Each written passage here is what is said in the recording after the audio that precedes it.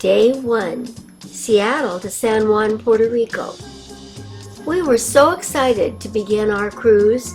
We were starting in San Juan, but we would be traveling to St. Thomas, Dominica, Barbados, St. Lucia, St. Kitts, and St. Martin before returning to San Juan, Puerto Rico. This is to be our ship, the Carnival Victory. Our home for the next week was a balcony stateroom on the veranda deck 8 of the Carnival Victory.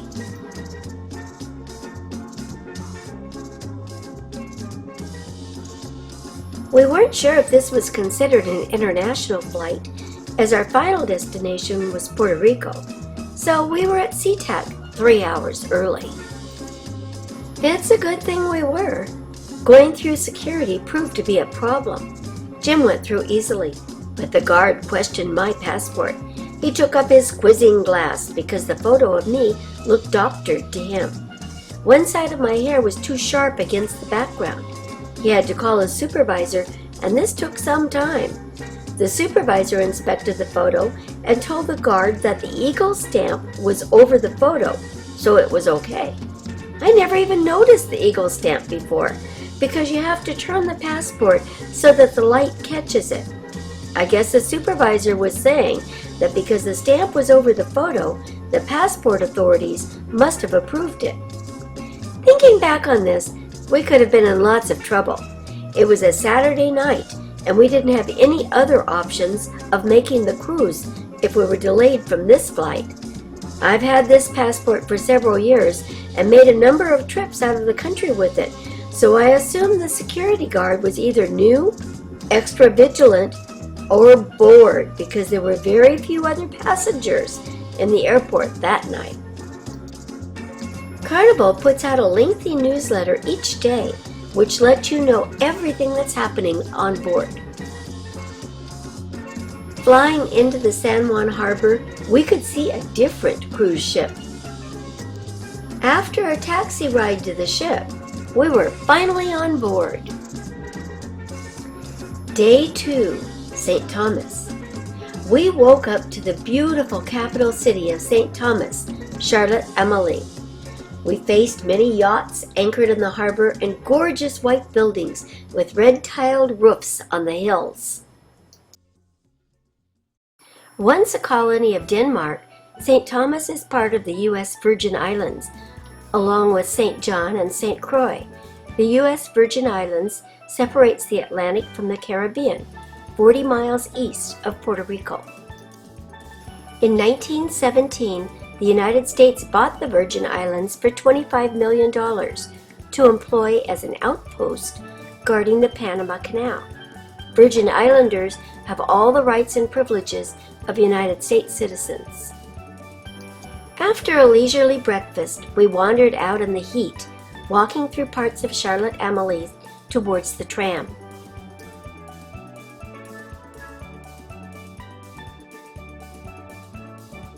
We rode it all the way up 700 feet above the bay, where we had a couple of frosty drinks and admired the bay.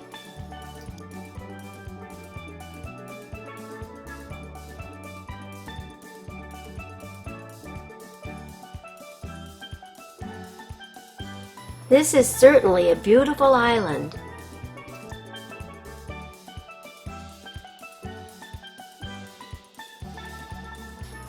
Temperatures throughout our trip were between 90 and 100 degrees, with 70% humidity in early June. This is not the time of year I'd cruise again in the southern Caribbean.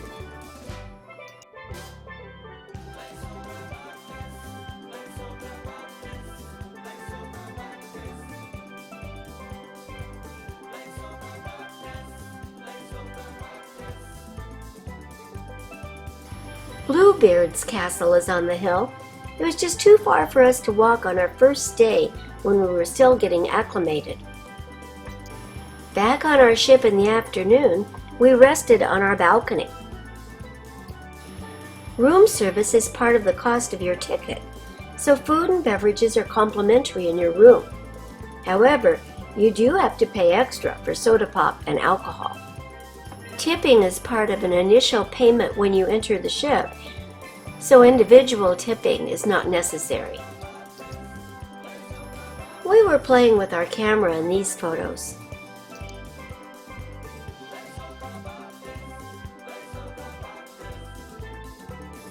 This inside atrium goes from the 3rd to the 9th floor and is standard on most Carnival ships. At least it was on the Victory, the Ecstasy, and the Pride, the Carnival ships on which we've cruised. While these glass elevators are fun, there are many other elevators on the ship, moving people quickly. In the main dining hall, we were seated with 6 other people who had become our table mates for dinner, unless we chose to eat in one of the less formal restaurants located throughout the ship. One of the best parts of Carnival Cruise Lines is that all the waiters sing and dance for you each evening. We really enjoyed it. We also enjoyed our table mates, sharing plans and adventures with them most evenings. Day 3, Dominica. We sailed all night and didn't arrive in Dominica until 14 hours later. We arrived in the capital, Rousseau, a city of 17,000.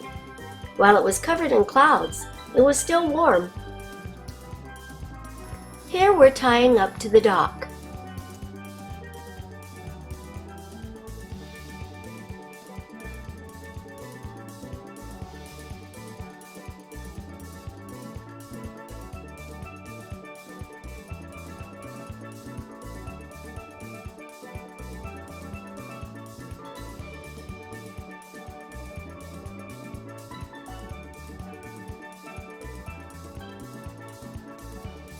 Rousseau was very colorful as the buildings were painted with many hues. We had decided not to take a planned excursion as we felt we would do better to just try to find a tour or a taxi on our own. We had a leisurely and late breakfast before debarking for the day.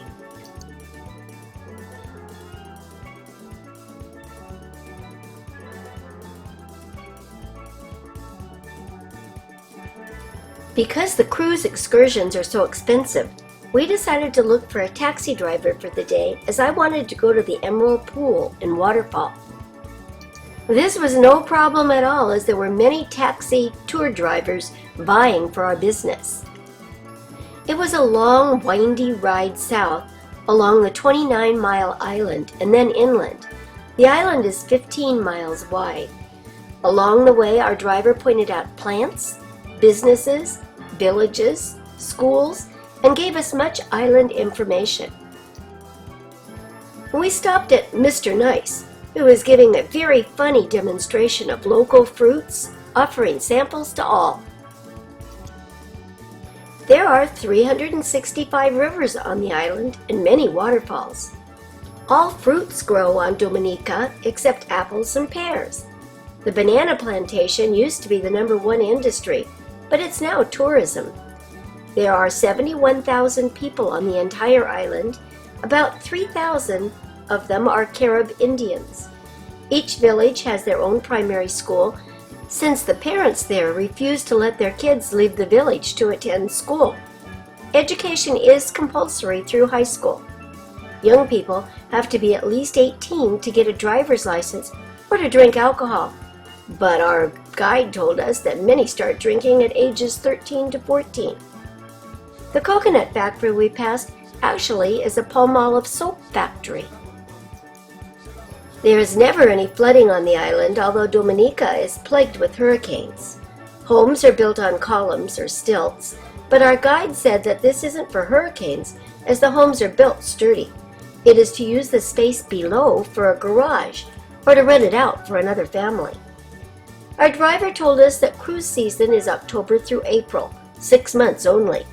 During that time, Dominica can host 3 to 4 cruise ships at a time.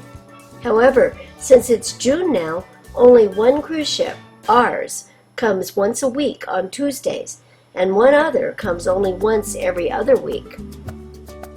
Dominica's history consisted of conflict between France and England, as both possessed it at different times, and even at the same time. Most all Dominicans speak both English and Creole French. It wasn't until 1978 that Dominica gained its independence from Britain. It now has a prime minister who runs the country and an elected for life president who just sits in on meetings, gives speeches once in a while, and takes the people's money in taxes.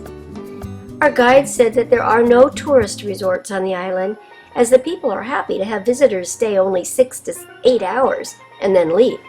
There's also a problem with transportation. There isn't an international airport, but only 2 local runways. That means that a tourist coming to the island would have to fly into San Juan, Puerto Rico, and then take a local flight to the island. We finally arrived at the Emerald Pool and had a 15-minute hike through dense jungle. Once there, I climbed over the wet rocks to swim in the beautiful clear pool below the waterfall. Unfortunately, there were many tourists there, as it is a highlight of Dominica, so Jim didn't really want to swim. The water was fairly cool, but not icy. It felt wonderfully refreshing.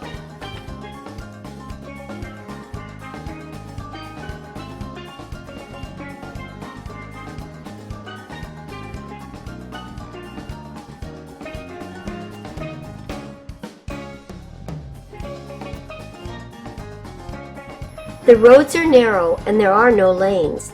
Drivers drive on the left rather than the right side of the street, and we often felt as if the opposite traffic was going to run right into us. We saw no police, and our driver said that there were no speed limits.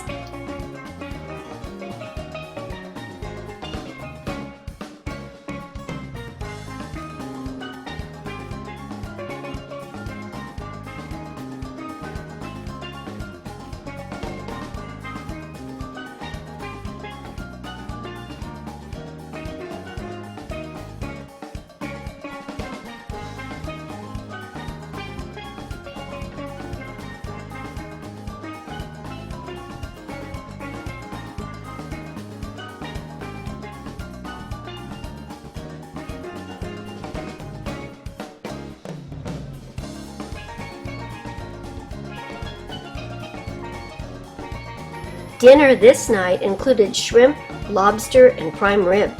For dessert, they had the most delicious chocolate cup with hot melted and very rich chocolate beneath, accompanied by vanilla ice cream. While I'm not a dessert eater, it's hard to resist these. The food on cruises is excellent. We are on our way to a Broadway-type production, City Lights. This was singing and dancing non-stop for an hour, with all the bells and whistles. There were fans, feathers, elaborate and skimpy costumes, and constant costume changes. Day 4, Barbados. Awakening in Barbados, we found that we were just 13 degrees north of the equator. We didn't bother with breakfast, but left the ship and found a taxi tour driver, Marcus, who drove us all over the island for only $80. He was about 60 years old and very knowledgeable. One of the first stops was St. James Parish Church, an Anglican church, the oldest church on the island, built in 1628.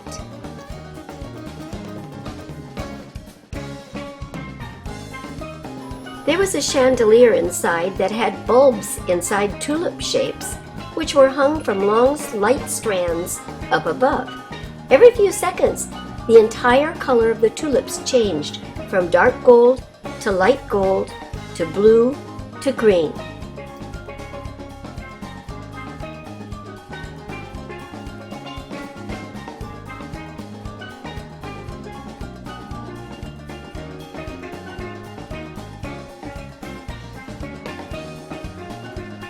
A huge pipe organ was inside this church.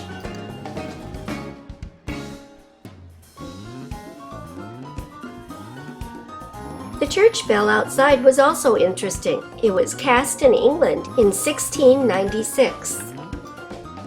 This is a frangipani tree outside the church. The blossoms are not very fragrant, but they are very beautiful. We saw many mahogany trees on the island. Marcus told us that Barbados was an English possession until 1966, when it established its independence. The people on Barbados have a constitutional form of government with a prime minister and a parliament. They remain part of the British Commonwealth and still have close ties to England. We passed through many small parishes on our drive and discovered many similarities to Dominica. One major difference is that Barbados is highly involved in the tourist industry, as evidenced by resort after resort for miles along the Caribbean side of the island, the west side. They have an international airport, and this helps as tourists come to the island even without being on cruises. He said that these short-time residents have completely changed the cost of living, making it hard for the residents. An average worker, not one in the tourist industry, makes only about $200 a week.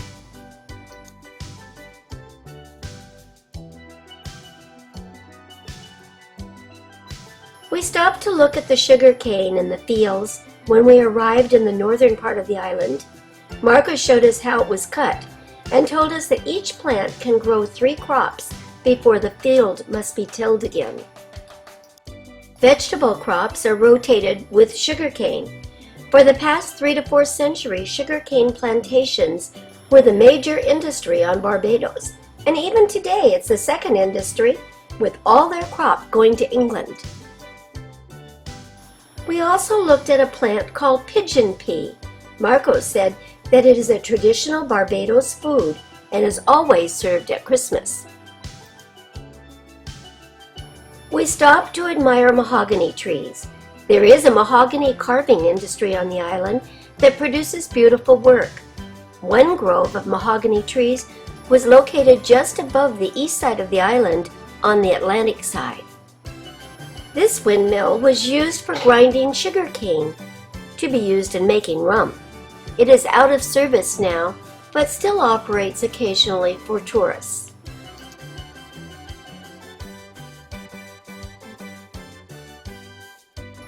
Getting hungry, Marcos stopped at a local restaurant alongside the road. Jim and I had a traditional Barbados meal: fried flying fish, rice, and pigeon peas, their version of macaroni and cheese, and their version of potato salad, washed down with Barbados beer. The rocks in the Atlantic were undercut and very interesting. Marcos said that every August they hold international surfing contests on this beach. He said the road is closed as there are thousands of visitors there, and you just have to walk in.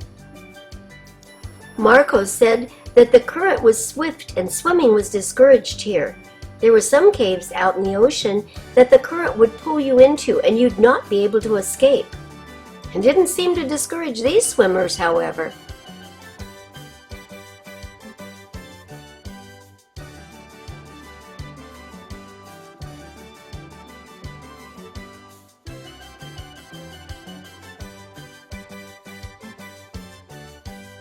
This is a good example of the undercut rocks. This is Bridgetown, the capital of Barbados, as we were heading back to our ship. There is one advantage to taking the cruise-sponsored excursions. A couple of people on a cruise-sponsored tour were late getting back to the ship, so the ship waited for them, delaying our departure. If you're on your own and are late getting back, you have to find your own way to the next port of call. Day 5, St. Lucia. Debarking at Castries, St. Lucia, we had intended to avoid tours and just take a taxi to the mineral pools by the waterfall, the volcano, and the pitons. However, exiting the terminal in the morning, we were bombarded by tour drivers, and we signed up for one, still saving about 50% from the cruise cost of that tour. We were herded with 12 other tourists into an air-conditioned van by our driver. We were driving around Castries, the capital, while our driver pointed out all the official buildings. St. Lucia is about the size of Dominica and Barbados and is also part of the Commonwealth of Britain with its own prime minister. It did gain its independence in the 1960s, however. much earlier than the others. St. Lucia's history was interesting as it was being fought over by Britain and France 14 different times. It's referred to as the Helen of the West because of these wars. All the Caribbean islands are volcanic, mostly over 50 million years old. There is much volcanic stone around on this island and also a volcano emitting steam. We passed a 400-year-old tree in the square and then headed up to the windy hills. We passed several schools, but as it was the feast of Corpus Christi, a Catholic holiday, 70% of St. Lucia's citizens are Catholic. Schools were closed, and many people were stopped alongside the road celebrating with dancing in the streets. Each school on Dominica, Barbados, and St. Lucia has a different colored uniform. You can always tell what school a kid is from by how he or she is dressed. Our driver pointed out many plants and trees along the trip. We saw calabash trees, poinciana trees, also known as flamboyant trees, mango trees, passion fruit trees, avocado trees, and breadfruit trees. We saw giant ferns and many varieties of flowers. This is the poinciana tree. We've seen many of these on the islands and in Mexico. We passed the governor's mansion, although she wasn't in residence at the moment. We also passed huge containers filled with oil from Venezuela, owned by the Hess Company from New Jersey. The oil would be processed in Trinidad and then eventually be sold in the United States. We found it interesting that our driver in Barbados said that his government wouldn't buy oil from Venezuela because their president was a bad man. We stopped at several viewpoints along the way, as this is truly a beautiful island and it's very mountainous. Sugarcane fields have slowly been replaced by banana plantations in many places.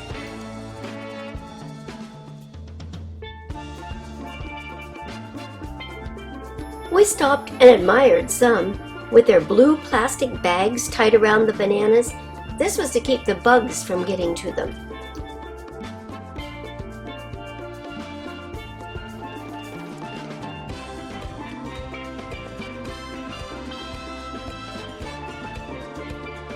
We passed through the picturesque fishing village of Anse-la-Raye. This is a very curvy road through the mountains, but it's very interesting.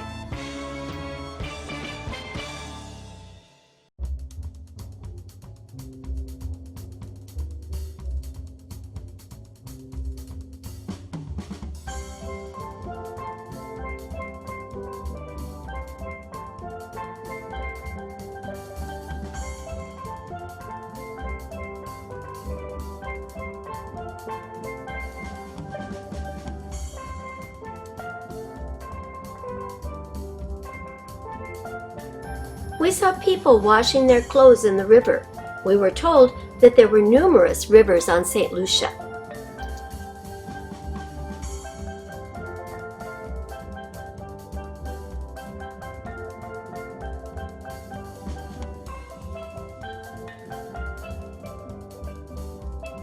We were now on the edge of the rainforest.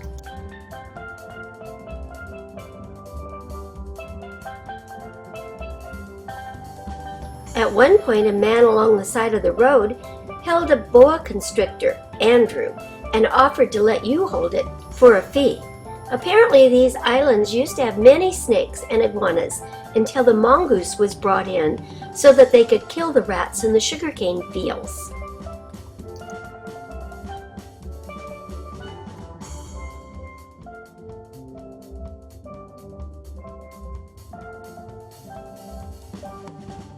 Eventually, we came to the village of Soufrière, another fishing village.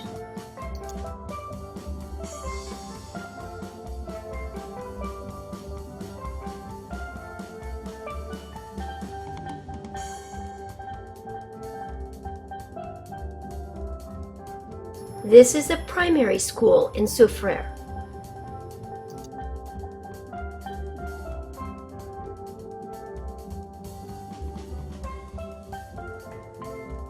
We are now looking down on Soufriere as we headed up into the rainforest towards the volcano and the pitons.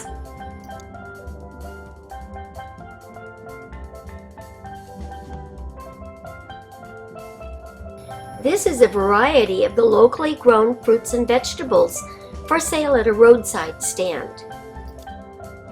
This is breadfruit, similar in texture to a sweet potato. Sugarcane is lying at the front of this table.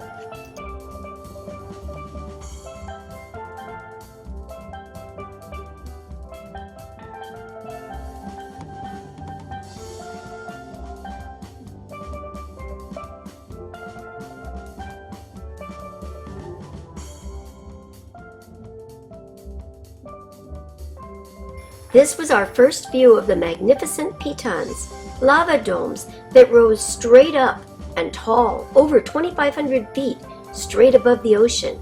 They were very impressive. From our lookout point, you could also see Sulphur Springs, the world's only drive-in volcano, as it was touted.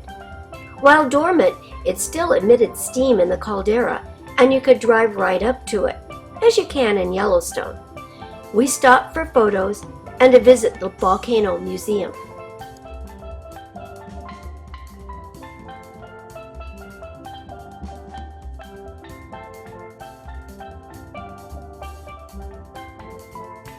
We found this sign very interesting.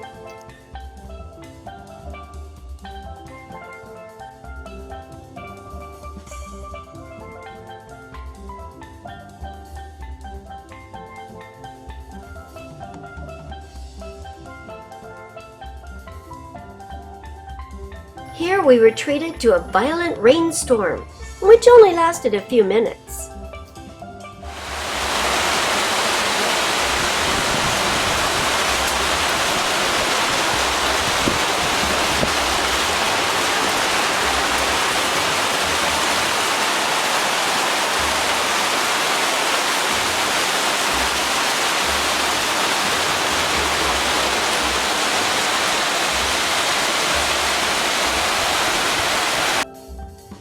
These are some of our fellow travelers.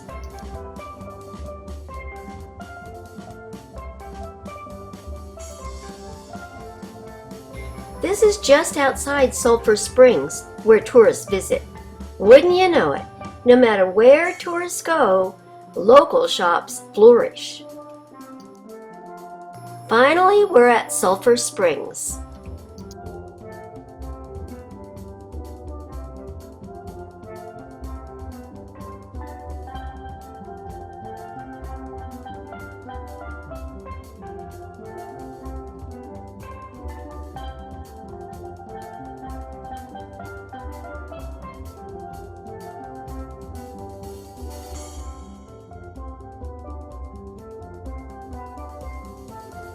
This is the 60-foot Terrail waterfall, where we could have gone swimming in the pool below the waterfall.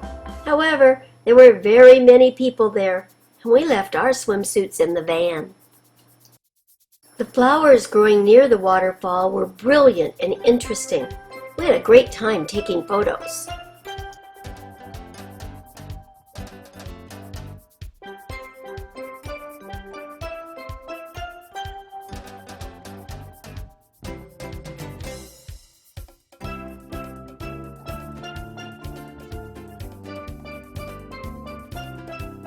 This is called chenille.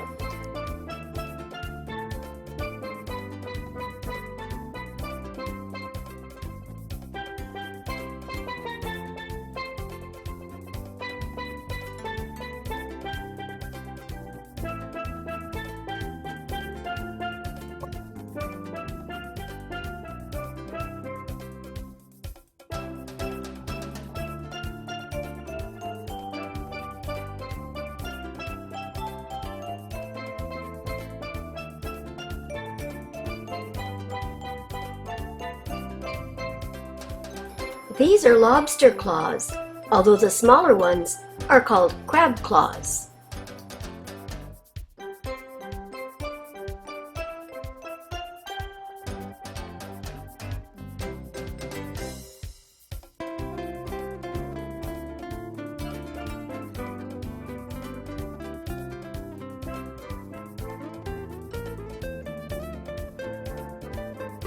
These are simply called decorative bananas.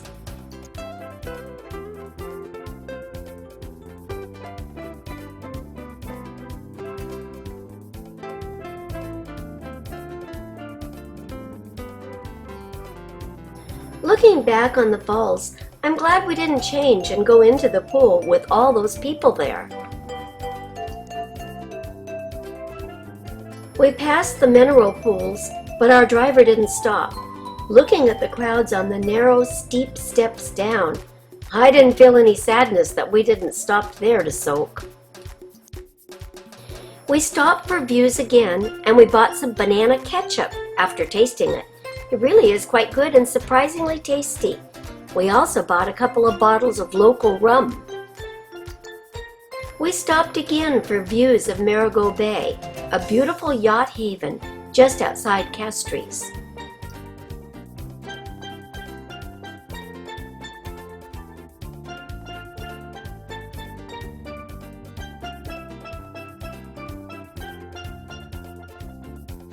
Our guide called this rock formation the Glass Slipper.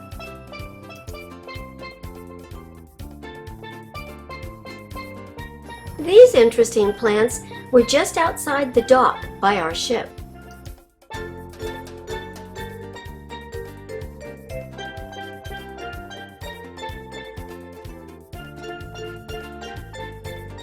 This animal was on our bed when we returned to our stateroom. We were glad to get back to the ship a bit early, as we'd been invited to a reception for prior guests, where all the drinks and hors d'oeuvres were free. This was followed by the last of the formal dinners and another show with singers and dancers doing a tribute to the 60s and 70s. It was great fun. I have to say that St. Lucia was my favorite island of the entire trip. Day 6. St. Kitts. We decided that today would be our sea day since we weren't getting one on this trip. It would be a day to relax since it appeared as if there was less to do on St. Kitts anyway, and we didn't want another all-day tour. We stopped at Piccadilly Square in the capital of Basseterre. It had a huge clock in the center. This appears to be a poor island, and the smells in this part of the city were noxious, so we didn't linger anywhere for very long. Then we wandered to Independence Square, where we saw some trees with very huge trunks. We wandered around the handicraft shops near the dock for a while before heading back to the ship. It was so hot, and we felt exhausted just walking in it. Returning to our stateroom, we found another animal. At dinner later, some guests told us that St. Kitts was their favorite island. They had taken a train ride around the island and said that it had much to offer, including a huge Marriott resort. Day 7. St. Martin. This island is really two countries in one. St. Martin is the Dutch side of this 37 square mile island, shared with the French St. Martin. Our port is on the Dutch side in the capital of Philipsburg. Its architecture and atmosphere is reminiscent of the Netherlands. Marigot on the French side is Quincentennial Paris. Residents sip coffee at sidewalk cafes and watch the world go by. This is the smallest island in the world to share two countries.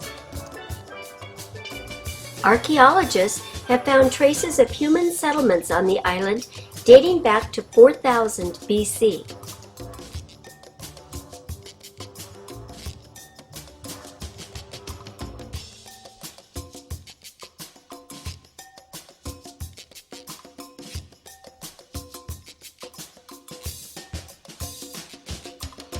This is a small island, only 38 square miles.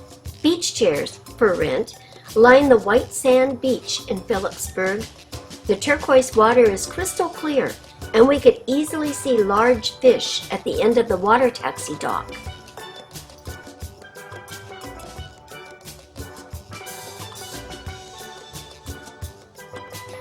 We decided on a walking tour today and planned to visit both capitals, the Dutch and the French.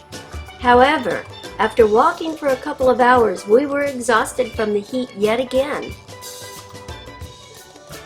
Shortly after exiting the ship, we were accosted by a young French girl who asked if we were Americans or Canadians. She then gave us scratch tickets for a prize. Jim had 2 7s, and she said he had won a free drink and pointed out the building. I had 3 7s, and she got very excited, saying that only 3 were given out each day.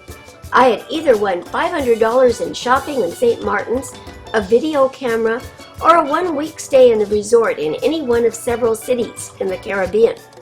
This is when I was clued in.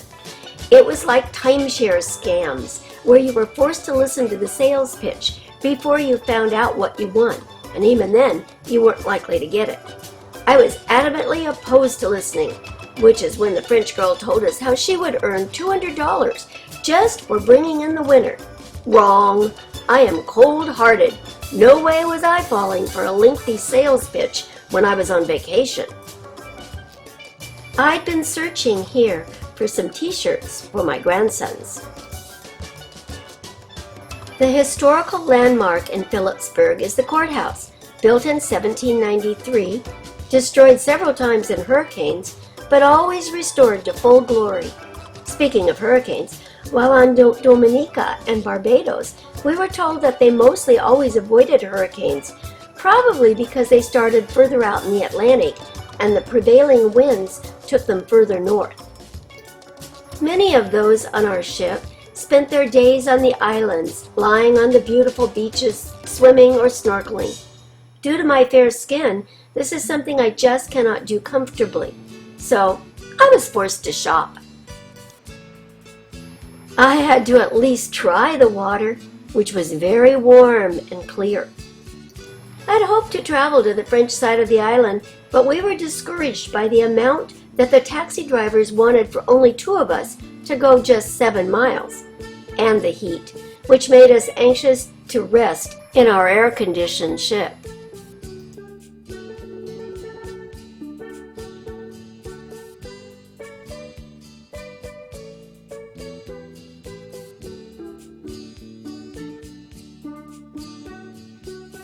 We took the water taxi back to the ship and admired the fish alongside the dock.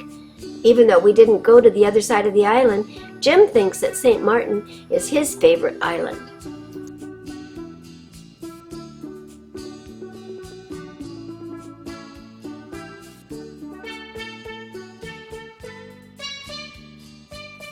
We were back on the ship earlier than usual, as it was our last day. I wandered around snapping a few photos.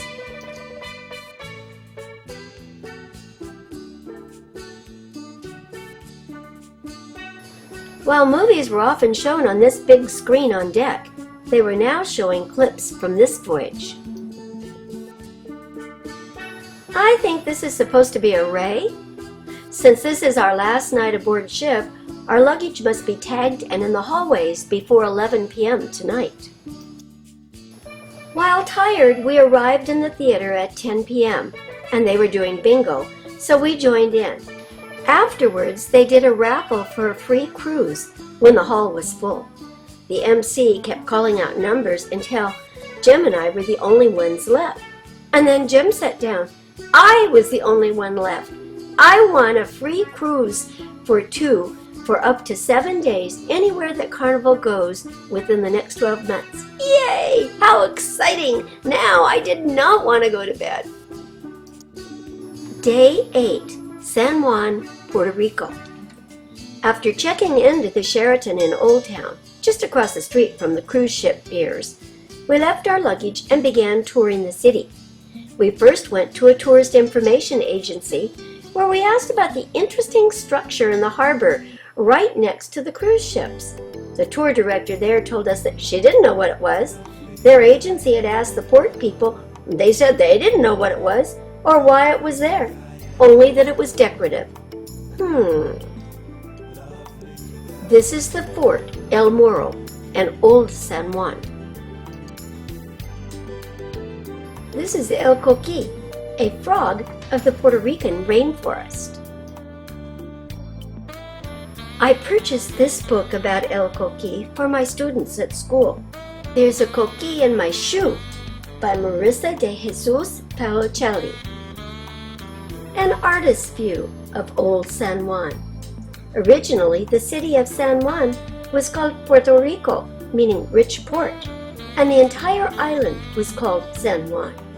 The capital and the island's names were later accidentally switched, so now the capital is San Juan and the island is called Puerto Rico. This is a map of the walled city of Old San Juan, and it features narrow cobblestone streets, pastel-colored colonial buildings, and tree-lined plazas. Two popular tourist destinations are the 16th century fortresses El Morro and El Castillo de San Cristobal, which guarded Puerto Ricans from invasions by the sea and insurrections on land. We discovered that there are free trolleys throughout the old city, so we took advantage of these to make our way to San Cristobal Fort. Here we are almost to the trolley stop. This is the Capitol building for Puerto Rico as seen from our trolley car.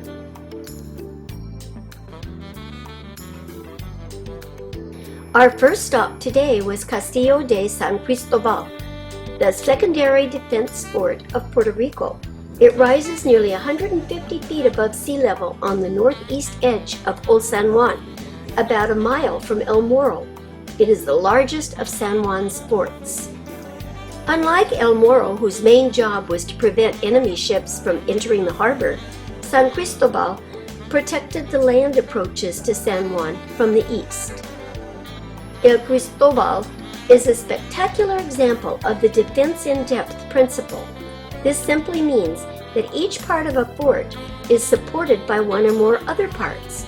If a fort has a single barrier and the enemy breaks through it, its defense is broken.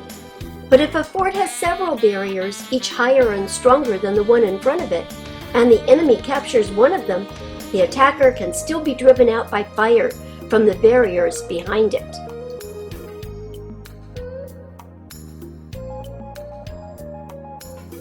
This is one of the lookout or sentry towers. While iguana are on the islands, this was the first one we saw.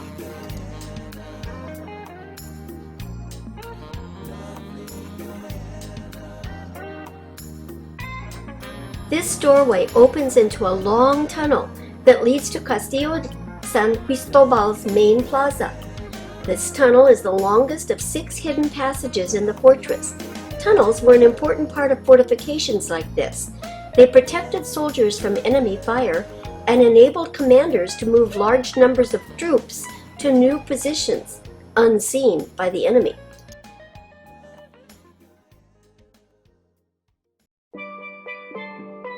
Jim is entering the long tunnel.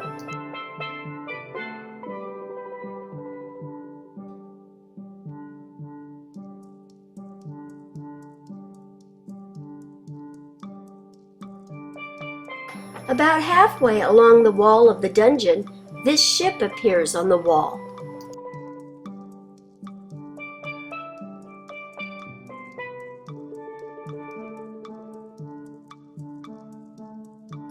Notice how short the doorways are.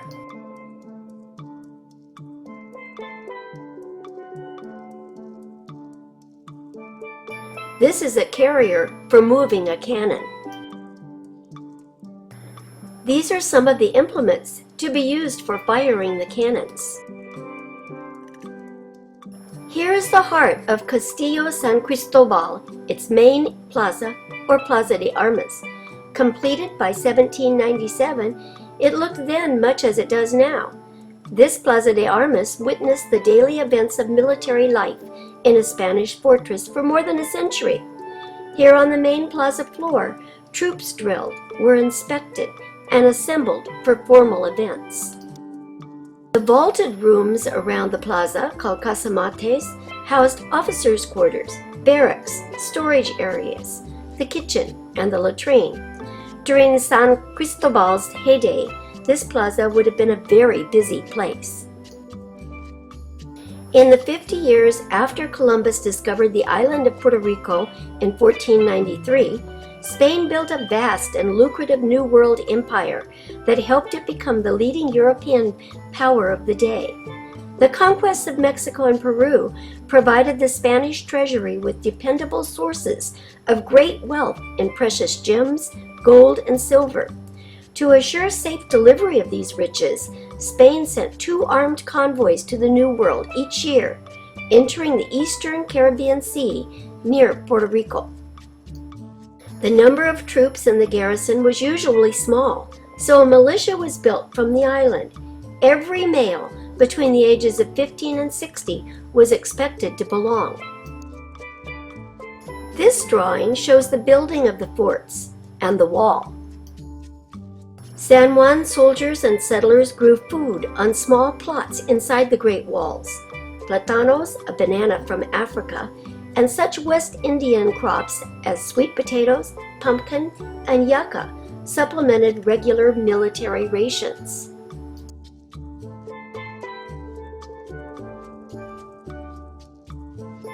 Our ship, the Carnival Victory, is seen through the openings in Castillo San Cristobal.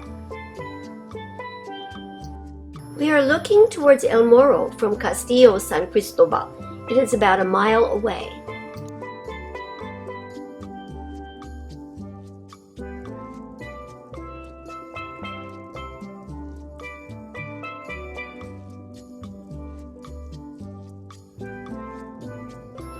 This is one of the water cisterns in the main plaza, providing water if the fort was under siege.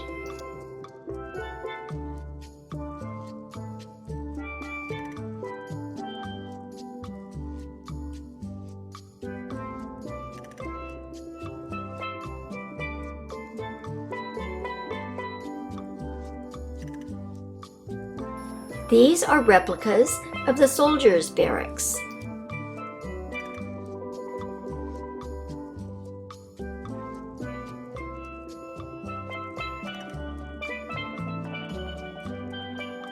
By the end of the 16th century, Spain controlled the Caribbean, Mexico, Central America, and a large portion of South America. The Spaniards proceeded to extract the enormous wealth of the New World. To safeguard territories and treasure fleet, Spain built a network of fortifications in key harbors throughout the Caribbean.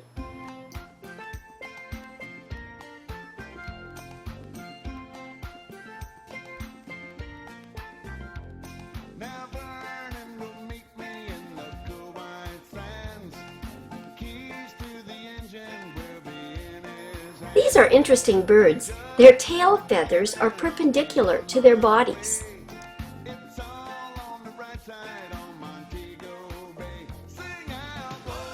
Some of the narrow streets in Old San Juan.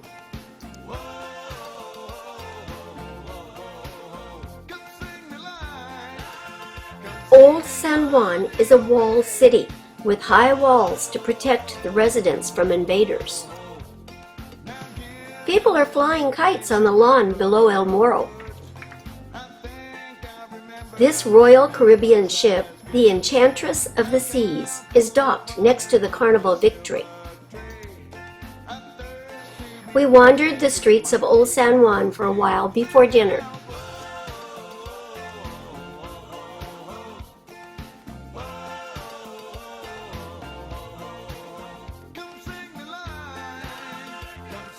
A lizard on a tree.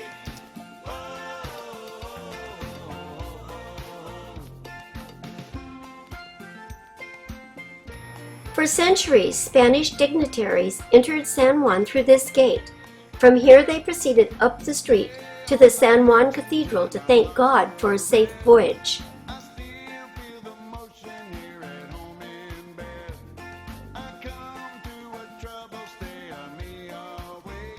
Access to and from San Juan was controlled through 5 gates within the 3-mile wall that enclosed the city. Each gate had a different function. This gate was San Juan's formal or symbolic entrance. Materials, supplies, and everyday traffic entered through the other gates. Guards secured the gates at night, If you were outside when the gates closed, you remained outside until they opened in the morning. The San Juan Gate is named after St. John the Baptist. The Latin inscription in this painting above the gate reads, "Blessed are they who come in the name of the Lord." Each of the city's gates had similar inscriptions. Coming through the gate, we saw a huge banyan tree just on the harbor side of the wall.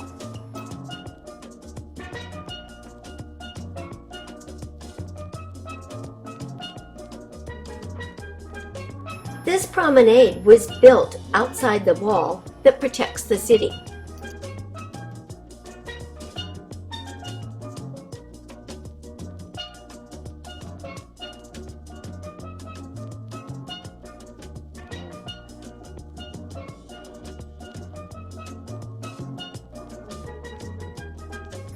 The governor's mansion is in Old San Juan. Ponce de Leon, who searched for the Fountain of Youth in Florida, was the first governor of Puerto Rico. He was the one who changed the name of the island from San Juan to Puerto Rico.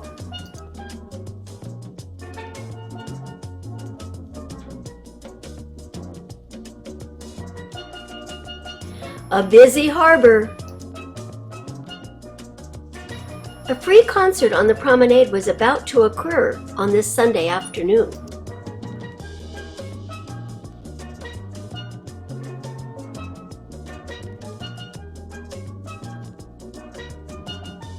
This is the ferry that takes you swiftly across the harbor.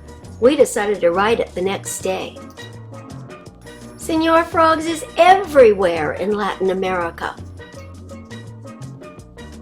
We ate dinner at a balcony restaurant in our hotel. The Carnival Victory wasn't set to leave until 10 p.m. We could almost watch the movie on their deck. Royal Caribbean's Enchantress of the Seas at night. We wondered what the white structures were on the deck.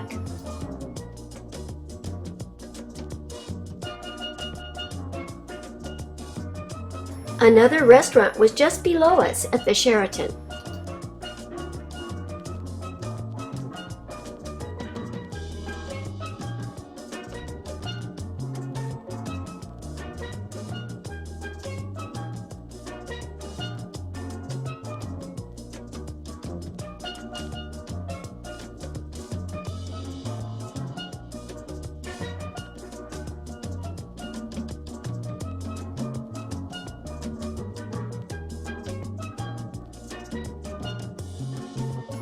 Day 9, San Juan, Puerto Rico.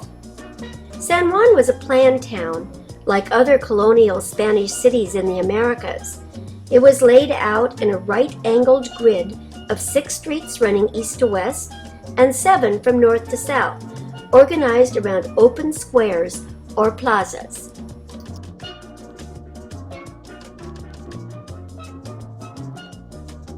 We took a ferry, a very fast catamaran, across the bay to the suburbs of San Juan.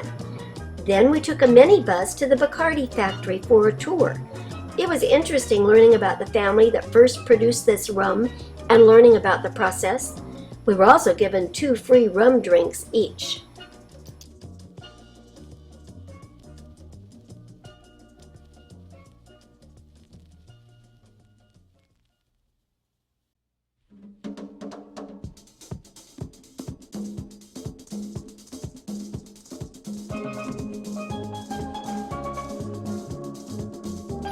Spanish explorers meet the Carib Indians. Pirates also had a liking for rum. Large plantations were formed to grow sugarcane to make rum.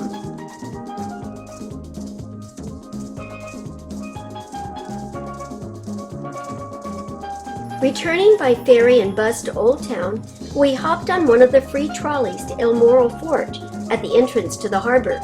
The fort is extremely sturdy and very high. It was easy to imagine battles on the armament, bullets and cannons being shot across the harbor at ships trying to enter.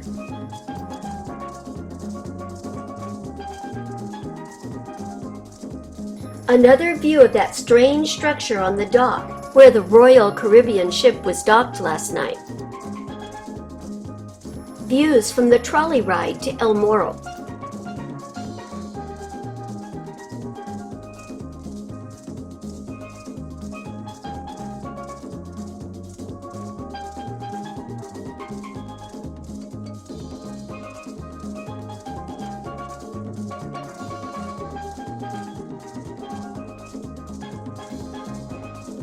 Castillo San Felipe del Morro.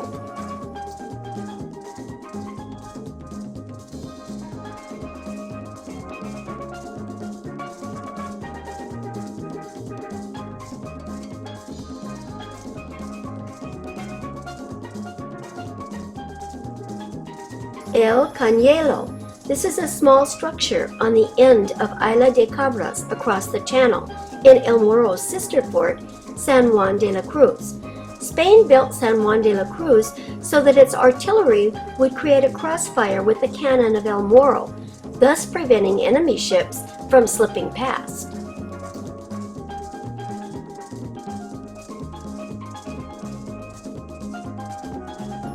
This seems to be a kids' camp on the grass outside El Morro.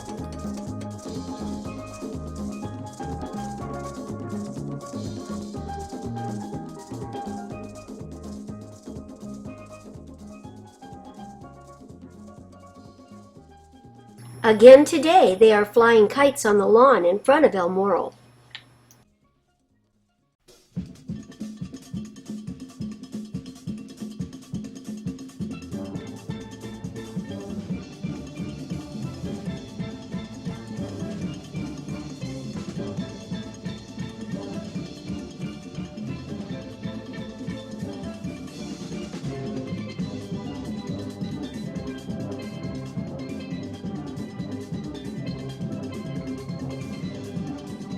Narrow openings from which to fire cannons at an enemy.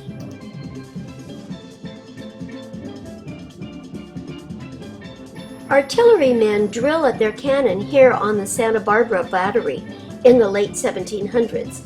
This deck only saw action twice, so the main activity here for over 100 years was drill, drill, drill.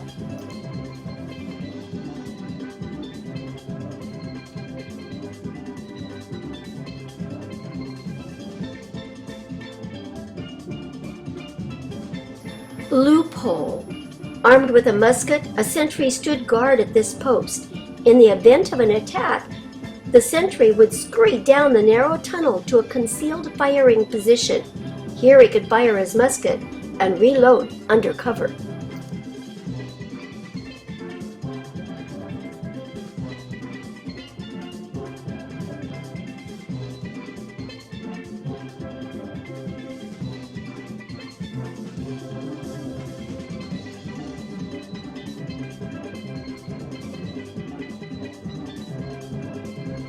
Another sentry box.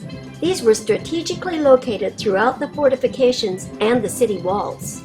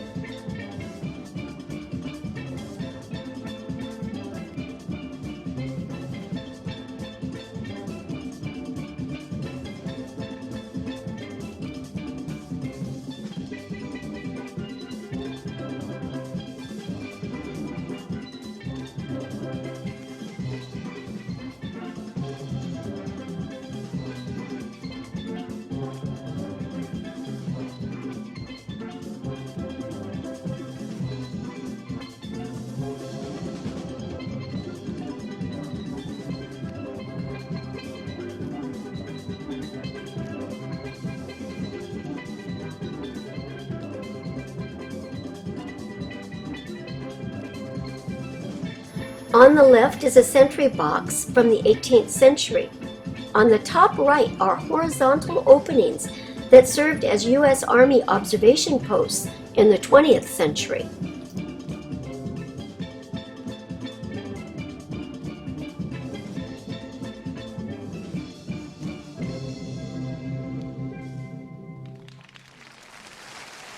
This is an 8-pounder cannon. Its smooth-bore, muzzle-loading bronze piece of the 1756 regular pattern was casted at the Barcelona Royal Arsenal in 1767.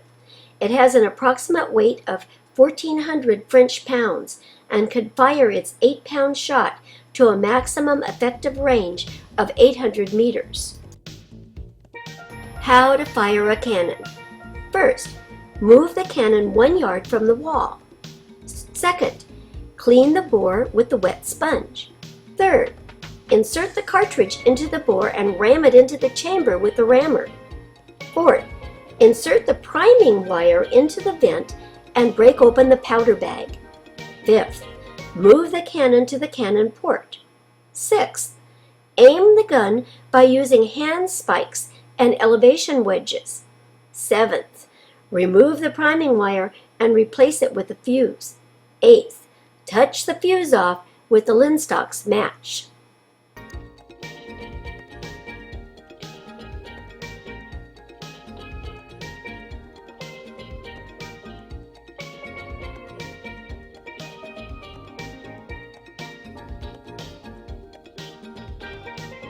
Day 10, San Juan to Seattle. We are leaving Puerto Rico now and are rather saddened because we really have enjoyed it. We would like to come back to this island again someday.